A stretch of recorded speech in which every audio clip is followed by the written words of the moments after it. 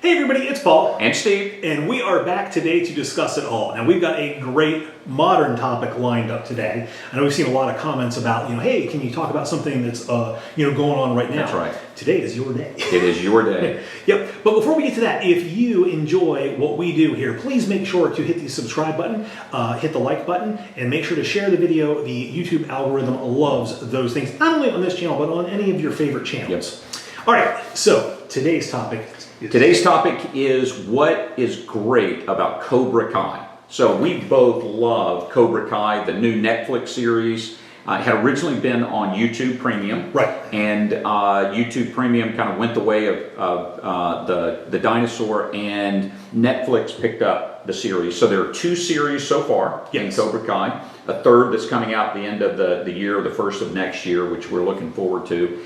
And it's the story of Daniel LaRusso and Johnny Lawrence from the Karate Kid original movie, having grown up. And it's a great, great series. So I'm excited to talk about what makes it a great series today. Absolutely. All right, so this is going to be our top 5 things that make Cobra Kai great. That make Cobra Kai great. All right, did you want to go first? I'll go ahead and go first. Okay, yeah, I'll start. So the number one thing for me, and this is in no particular order, but the first thing that makes Cobra Kai great is the music from the 1980s that appears in every episode. Yes. The music makes it great. You hear it and you know that the music fits the show. It fits the episode, fits the topic of what's going on. Kind of, these guys growing up, reliving some things from their past, but yet new lives that they're in, and then just getting to hear, in a show, some great music from the 1980s. Absolutely. That's a great thing. I almost feel like the directors or the writers or whoever makes these decisions is almost looking at like John Hughes or maybe even a Martin Scorsese, where the music is almost a character in and of itself or part of the setting. Yeah. The music is great. It's great, and not just the songs themselves, but to your point, the way the songs are utilized in the show. It's not quite a musical, of course, obviously, but the music does play a part in the story. Yes. And that's what I really like about it. Beyond just the musical choices, and there are some great songs that they use, but it's the way that they're used to help move the story forward as they, the songs themselves kind of lay out what is the situation that's going on. It's great. So love the use of music. Yeah. All right, so that was a great one. Let me think. Sorry. I've got too many things. My computer keeps going to sleep over here. Yeah. Okay, so I'm going to start with, so we're going to talk about the karate. Yeah. First of all. And by the way, we didn't say this up front, but there may be some spoilers. Absolutely. I'm glad you mentioned that. Yeah. So if you haven't seen it yet, then you might want to pause, go watch, and come back. Yeah, come back 12 hours later. That's right. So for me, I'm going to talk about the karate, and that was one of the great things about the Karate Kid movies in the 80s. That this series has really just kind of moved those forward. It's almost seamless if you watch the movies and then watch this series. That's right. It's a jump in time, but it feels kind of the same. It does. One of the things about the movies that I really liked was the first Karate Kid movie was the setup of, Daniel's new in town, he's getting bullied, and he ends up learning karate in order to take part in a tournament against his rival. Right. But then in Karate Kid Part 2, he now has to go from the tournament to the street, to an actual fight. And what he learns is that the karate that he learned for the tournament is not effective on the street. And I really appreciate that Cobra Kai has taken time, and they've actually addressed that. Yeah. That has actually become one of the plot devices in season 2. That hey, you've got this method of karate that you're doing, and that's great for a tournament, but it's not going to work on the street. No, that's right. And I just I really appreciate that because karate, at least in my neighborhood, was just a big thing, a big cultural phenomenon in the 80s, primarily due to Karate Kid and all the ninja movies. We looked at that as a career option. Ninja, of course, no doubt, was a career option. If Batman or Spider-Man did not work out, Ninja was it. Was the fallback. Yeah. So I really like the idea that they're at least acknowledging that, hey, if you're in a tournament, you're trying to score points, these moves might work, but on the street, it might not, No, that's exactly right. And I think that puts that puts in perspective kind of what my next point would be, and that is it carries the story forward. Yep. You know, it's like when we did a video previously on sequels to movies. One of the things that I want to see in a sequel to a movie is that it doesn't just repeat the same story, right? Right. It really is moving the story forward, and I feel like that Karate Kid did that. Karate Kid 2 did that for Karate Kid 1, and what Cobra Kai does is take the same basic story but move it forward. It's not just a repeat of the two movies. It really is moving it forward where the characters have developed and that sort of thing. So the second thing that makes Cobra Kai great for me is that it's not just nostalgia where it goes back and repeats. It's not like, you know, episode 9 of Star Wars, right, where it's just gratuitous nostalgia. It really is moving the story forward, and so I really appreciate that about the series. Johnny Lawrence is a different person. Daniel LaRusso is a different person. The one place where I kind of struggle, and this is a spoiler alert here, is that John Kreese is not a different person. He's different in terms of what you discover about him and his life and all that sort of thing. Right. But really, he's just the same guy, the same antagonist in this one. His character maybe is a little cheesy for me, but the moving forward of the story is very important for me, and I think what is part of what makes it a great series. Okay, and that's a great point. And that will lead into my next point. It's going to be the character arcs. Oh yeah. With Daniel, of course, Daniel studies under Mr. Miyagi, and he learns karate, which they're calling Miyagi-Do. Mm-hmm. And really, that's almost a metaphor for Daniel's life, right? Because yes, he was learning the physical moves of karate, but really, he was learning a way to live. Mm-hmm. And inadvertently, Johnny was learning the same thing from John Kreese. That's right. And of course, you fast forward 25 years, and you've got Daniel, who has become very successful. Yeah. Where Johnny is almost, literally they build home because he's kind of stuck right there at the end of that tournament, right, where he ends up losing to Daniel, loses the girl, and then his sensei, shuns him in the parking lot at the beginning of part 2. Yeah. But the beautiful thing about Cobra Kai is you're seeing the character arc of Johnny trying to redeem himself. Yeah. Whereas Daniel, you're actually seeing him almost falling in a way. That's right.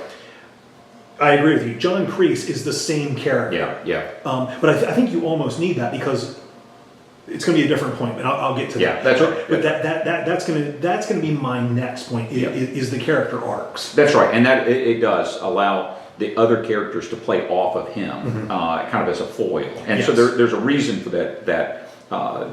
Character remaining the same and maybe even being cheesy at points, but they are able to play off of him. And I'm gonna play right off of what you just said about these arcs, because one of the things I have liked to see in the both seasons is that Johnny Lawrence is a failure. And I think this was an important part of the movies that almost went, or the movie, especially the first one, that kind of went unstated, that it was the fall of Johnny Lawrence. Yep. If you're looking for what's the theme of this movie, it's more than just the rise of Daniel LaRusso or the rise of Mr. Miyagi. It's the fall. He had everything. He had the money. He had the good looks. He had the motorcycle when everybody else had a bicycle. He had all of the friends. He had everything, and he lost it. The fact that what they show in Cobra Kai is him in that same state, but working to emerge from that. Yes. So the fact that he's the loser in the show allows him to constantly be struggling to improve himself, and at so many points it looks like he's emerging from it, and then he falls right back into it. He goes from it's almost like he's the bandit in Smokey and the Bandit, and that's some of the pictures that I see of him. When he wakes up and he's drinking the last little drop of beer out of his beer can in the morning from the night before. But he starts to improve. He cleans up his apartment, and then he's right back. A few days later, the same thing. So the fact that he's down here on this kind of loser level allows him to start to try to improve and fall back. There's that conflict, the inner conflict that you see in him that I think makes it great. The inner conflict in Johnny Lawrence makes this a great series for me. Yeah, and again, I'll play off of that. That definitely is a central thing. But one of the other things I liked about it is there's no clear hero in the show. Yeah, that's right. I don't feel like there's a clear hero because all of the characters have flaws. Yes. So depending on the episode you're watching, and they do this so well because each thing carries over from one episode to the next, or from one, maybe they're even drawn from the movies. Yeah. Everybody gets a turn to kind of be the villain, if you will. You have Daniel struggling with keeping things in balance and not overreacting. You have Johnny Lawrence, like you said, he's kind of stuck down here, and he's making some progress. So his struggle is not to fall back down into that. That's right. And then you have the students and Daniel's daughter, who have their own issues and their own struggles. And I like that the show is showing you that it actually is a struggle, and the show's not setting them up as being heroes. It's showing them as the struggle is the heroic thing. That's exactly right. Yeah, that you become the hero. You aren't just plopped down in the middle of the story as the hero. It really is the hero's journey. Yeah. And all of this cast of characters is having to make progress toward that, and do have their flaws that show up all the time. Yeah. No, that's really good. Okay. So all right. So my next reason why Cobra Kai is just one of the best series that I've seen. I'm excited to see what Netflix can do with it going forward. Is that it carries forward the tradition of the '80s John Hughes films. Okay. So here's what I mean by that. So in the '80s, the John Hughes movies, which were so great and so successful, and we've done a video on these before, there were certain themes that they carried with them. It was teenage rebellion. Teenage coming of age, conflicts among cliques, teenage groups. And so whether it's Breakfast Club, Pretty in Pink, or what have you, 16 Candles, in all of these, you have those same teenage themes. And so even though Johnny Lawrence and Daniel LaRusso are kind of main characters, I really feel like the show is not about them. It's about the kids, which is a lot like the original movie. It really wasn't about John Kreese and Mr. Miyagi. Right. They were supporting characters that the real focus was on these teenagers. And so for me, it just brings back all of that feeling. I feel like I'm watching almost a John Hughes film, because these teenagers are wrestling with their love interest, and they're breaking up, and they're going to parties, and doing the things that at parties that get them into big trouble with their parents or with the law or whatever, while they really are trying to grow up. And these two mentors who are supposed to be helping them grow up don't always do a good job at that. Yeah, and that's a great point. That was going to be one of my favorite things, which you kind of touched on, which is just the cast of characters. You don't have just a couple an antagonist or protagonist. It's really everybody kind of gets a chance to do that and show growth. And so my next favorite thing will be what allows them to do that is their actions have consequences. Oh yeah. The directors have really built this world and populated with all these characters who have these issues. And then they're allowing their decisions to have meaning. Yeah.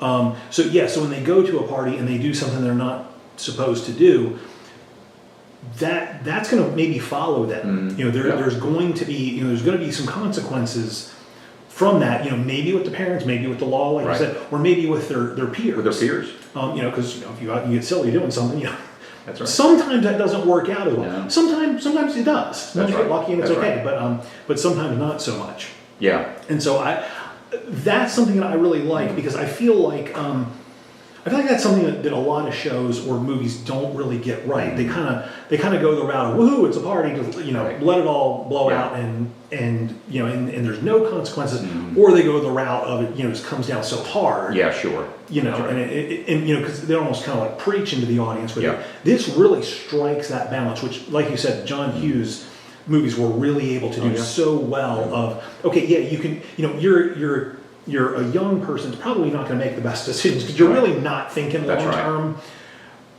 But here's what the consequences could look like, which may be humorous and funny in the moment. That's right. And odds are you're probably going to get away with. Yeah, that's right.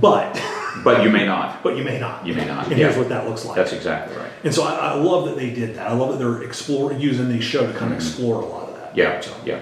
Good. All right. So the final thing that makes Cobra Kai great, and there are a lot of things, but the fifth for today is the way, and it kind of ties back to some of what we were talking about already, and that is that none of these characters is perfect.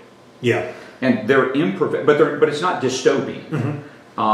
They're just real people, and so I like that. There's an element of what we might call irreverence to this. And I don't mean it. And there's some language that if you may not want to watch with your little kids or what have you, but it's not so much by irreverence that there are problems with what goes on. It's that the ideal they're kind of irreverent toward.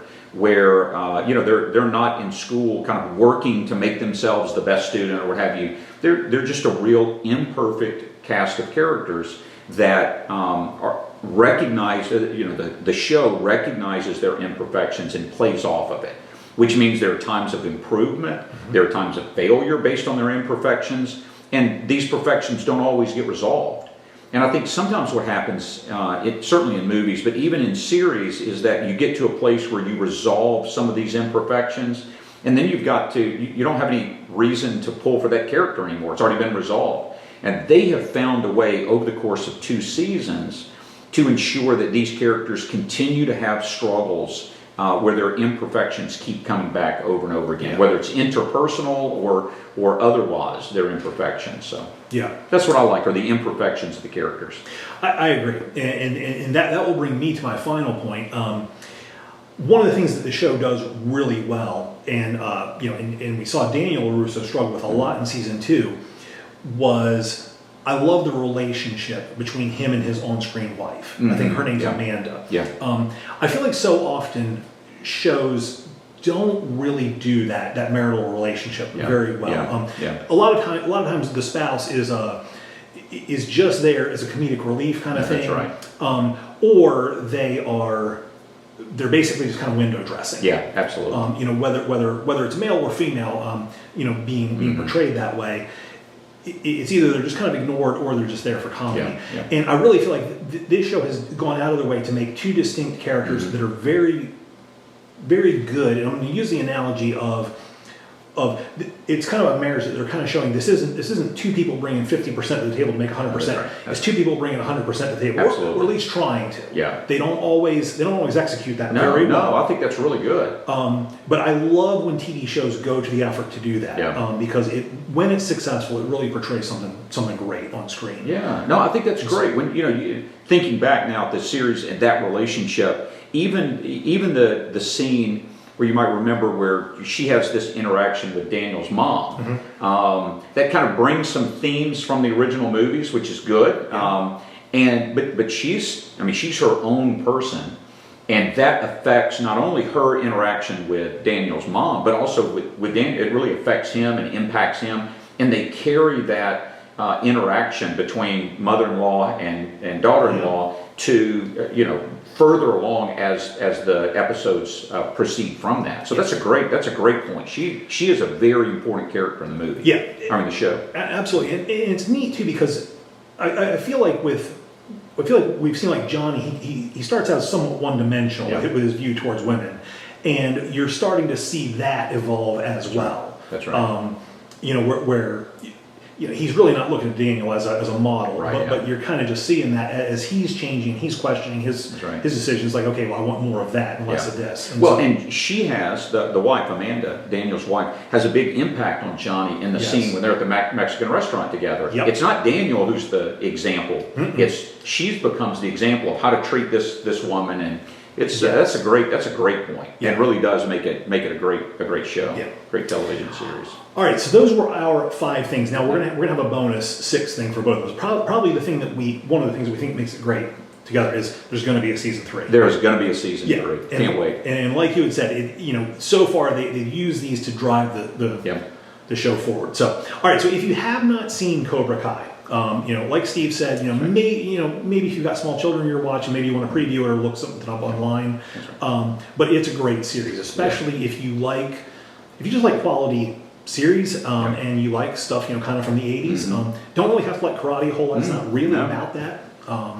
It's just using that as a lot of metaphors. That's exactly right. It really is about interpersonal relationships, growing up, even adults who have to get along with one another, but also adults who are bringing their baggage into their friendships. Yep. And so that means bringing your baggage into your marriage, to the point that you mentioned before. And these are things you could almost see it happening. There are elements, of it you're thinking, this no grown-up would actually act this way.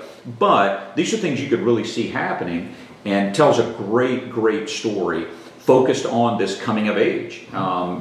Those who have already grown up needing still to grow up some more, and those who are coming of age along the way. So go back and watch Cobra Kai if you haven't yet, and come back and leave some comments of what you thought were maybe some of the elements that made it watchable, that made it enjoyable. What were some things that maybe we missed and didn't include? We'd love to hear what your reaction was and what your perspective was on Cobra Kai. Yep. And if there's another series that you would like us to do a video on, please let us know. That's right. Always up for that. Definitely. All right. Well, thank you so much for watching. We will see you guys next time.